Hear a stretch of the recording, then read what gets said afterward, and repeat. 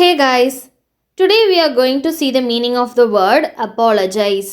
Apologize. இதுக்கான தமிழ் அர்த்தம் மன்னித்து விடு, மன்னிப்பு கேட்டல், மன்னிக்கவும், பரிச்சயமான